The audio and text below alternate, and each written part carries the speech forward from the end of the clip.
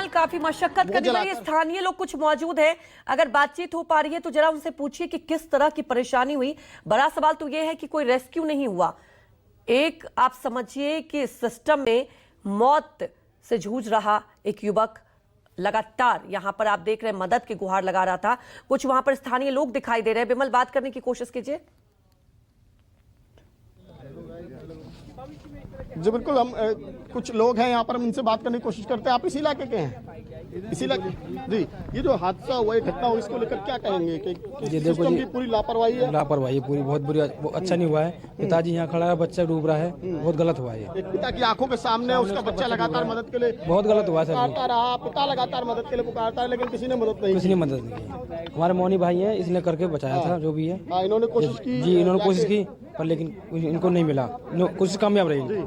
जी बिल्कुल, देखिए जी बिल्कुल, यहाँ पर कई लोग हैं, हम इनसे और भी लोग हैं। आप भी यहीं के इसी इलाके के रहने वाले हैं, तो ये क्या कहेंगे सिस्टम की लापरवाही को लेकर? नोएडा को हाईटेक सिटी कहते हैं, लेकिन एक शख्स 2 घंटे तक डूबता रहा, कोई बचाने वाला नहीं है। लापरवाही तो है ही। देखो, पुलिस प्रशासन ने किसी ने ध्यान नहीं दिया। सबके सामने लड़का मरा है, आंखों के सामने लाइव सबने तमाशा देखा है उसका। बचाना चाहिए था। अगर यहाँ पे किसी लोकल बंदे को भी बुला ले तो वो बचा लेता लड़के को। 2 घंटे का टाइम बहुत टाइम होता है बचाने के लिए। मोनिंदर वो कह रहा है कि मैं भी जब जाने वाला था तो मुझे भी रोक दिया कि आप मत जाओ अंदर। वो टाइम पे नहीं पहुंच पाए ना, तब तक वो लड़का डूब चुका था। अगर वो टाइम पे आ जाता या फिर उस टाइम अगर वो लड़का उसके सामने डूबता तो वो लड़के को बचा लेता, 100% बचा लेता। लेकिन प्रशासन की भी तो जिम्मेदारी थी ना। फायर ब्रिगेड की गाड़ी यहाँ खड़ी थी, वो कोई जाने को तैयार वही है ना, सब लाइव देख रहे थे लड़के को, सिर्फ तमाशबीन बने हुए थे, मौत का तमाशा देख रहे थे सब। 2 घंटे का टाइम बहुत होता है, बचने को 10 मिनट में आदमी को बचाया जा सकता है। अगर रस्सा भी फेंक देते तो तब भी वो लड़का बच सकता था, तो किसी ने बचाया नहीं, टाइम पे उसकी मदद नहीं की किसी ने, सब बस तमाशा देखते रहे। वो भी तब हाल है क्योंकि 15 दिन पहले यहाँ पर एक ट्रक भी गिरा था, ऐसी कोई जानकारी? ट्रक भी गिरा था, वो मौनी ने ही बचाया था उसको भी काफी टाइम पहले। वो तो उसके सामने ही गिरा था तो इसलिए उसको बचा लिया। अगर ये पहले ही बैरिकेड लग जाते तो लड़का ये मौत ही नहीं होती। उस हादसे के बाद बैरिकेड लग जाते तो ये नहीं होता। देखिए, जाहिर तौर पर सिस्टम पर सवाल तो है ही बिल्कुल गंभीर कि ये जब हादसा हुआ था और एक तरफ जब ये पहले से दावा किया जाता है कि जब कोहरा होता है, कोहरे से निपटने के लिए लोगों की सुरक्षा के लिए कई जो है उपाय किए जाते हैं और जगह जगह जो ऐसी रिस्की एरिया है वहाँ पर बैरिकेडिंग की जाती है, स्पीड लिमिट घटाई जाती है, लेकिन यहाँ पर ऐसा कोई इंतजाम नहीं दिखा। ये बैरिकेड जो अब नजर आ रहे हैं, ये कोई भी बैरिकेड, ये पूरा रास्ता खुला था और ठीक इसी रास्ते से होते हुए देखिए ये दूसरी तरफ वो जगह है जहाँ पर वो 2 घंटे तक ऐसे ही जो है वो जिंदगी और मौत के बीच झूलता रहा, लगातार गुहार लगाता रहा।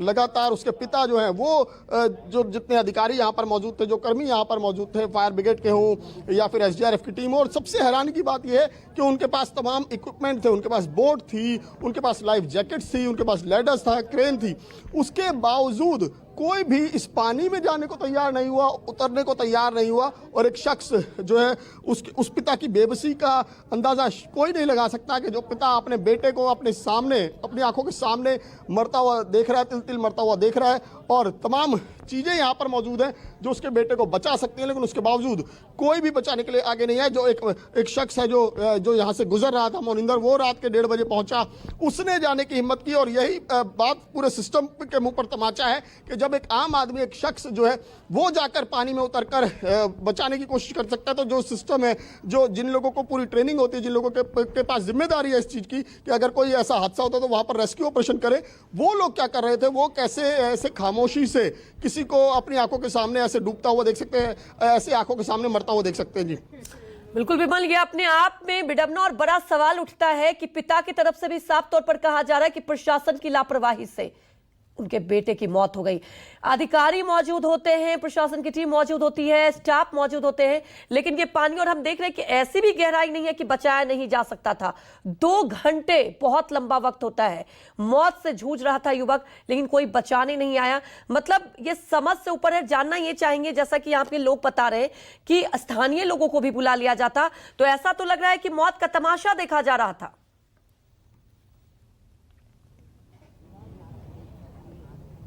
जी बिल्कुल, कोई दो राय नहीं है इसमें साफ तौर पर है कि मौत का तमाशा देखा जा रहा था और तमाशबीन बना था प्रशासन और वो तमाम जिम्मेदार अधिकारी जो यहाँ पर उस वक्त मौजूद थे, चाहे वो दमकल विभाग के हों, चाहे SDRF के लोग हों।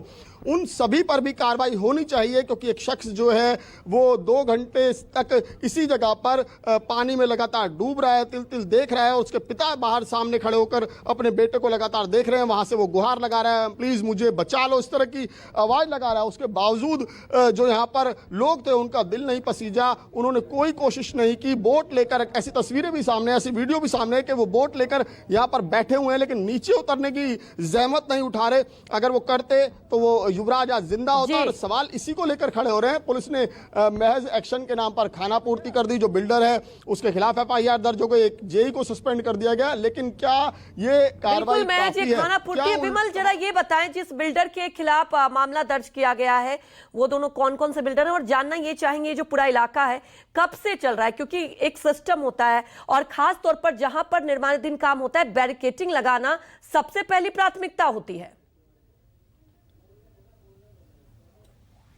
आसान नहीं था, लेकिन उसके बावजूद उसको उम्मीद थी कि किसी ना किसी तरह मुझे ढूंढ लिया जाएगा, किसी ना किसी तरह मुझे बचा लिया जाएगा। वो लगातार अंदर से अपने मोबाइल की लाइट जलाकर, टॉर्च जलाकर लगातार संकेत देता है कि ये लोकेशन है, इस जगह पर मैं हूं, गाड़ी के ऊपर मौजूद हूं। लेकिन उसके बावजूद यहां पर तमाम लोग मौजूद थे, उसके बावजूद लोग जो है वो उसको अनदेखा करते रहे, उसकी बातों को अनसुना करते रहे और सिर्फ इस विचार में लगे रहे कि कैसे जाएंगे अंदर, पानी ठंडा है, अंदर सांप होंगे, ये जंगली रास्ता है, देखिए किस तरह से झाड़ियां उगी हुई हैं, इसमें ना फंस जाए। तो सिर्फ इस तरह की बातें करते रहे। एक शख्स जो लगातार उसको पता चल रहा है, क्योंकि वही शख्स जो युवराज था वही ये जानता था कि उसके पास कितना समय बचा है, कितना कम समय है, क्योंकि गाड़ी लगातार डूबती जा रही थी, गाड़ी लगातार नीचे बैठती जा रही थी पानी में, और वो किसी तरह कोशिश कर रहा था कि अपने आप को बचाए रखे। कभी गाड़ी की छत पर चढ़ रहा था और लाइट ऐसे ऐसे दिखाकर कभी हाथ हिला रहा था, लेकिन उसके बावजूद उसको तो उम्मीद थी कि कोई ना कोई बचा लेगा, क्योंकि उसके पिता भी आ गए थे। उसके पिता पहले 10-15 मिनट तक यहाँ पर घूमते रहे, उसे ढूंढते रहे कि कहाँ पर है, क्योंकि उसने अपने पिता को जो फ़ोन किया था 12 बजे के आसपास, उसमें कहा था कि उसकी गाड़ी जो है वो नाले में गिर गई है और वो यहाँ पर फंस गया है। तो उसके बाद उसके पिता अपने घर से आए और यहाँ पर उन्होंने अपने बेटे को तलाशना शुरू किया, लेकिन वो भी लोकेशन ट्रेस नहीं कर पाए। तो उन्होंने फिर से अपने बेटे को फ़ोन किया और बोला कि एग्जैक्ट लोकेशन बताओ। तो उनके बेटे ने लगातार उनको संकेत दिए, अपनी लोकेशन शेयर की। तो पिता यहाँ पर पहुंचे, बाकायदा तमाम लोगों को बुलाया गया, फायर ब्रिगेड की टीम को बुलाया गया, क्योंकि आमतौर पर ऐसी घटनाएं जब होती हैं तो फायर ब्रिगेड, उसके बावजूद भी कोई कदम नहीं उठाया गया। सिस्टम की इतनी बड़ी लापरवाही सामने आई। हमारे साथ जुड़ने के लिए आपका बहुत बहुत शुक्रिया।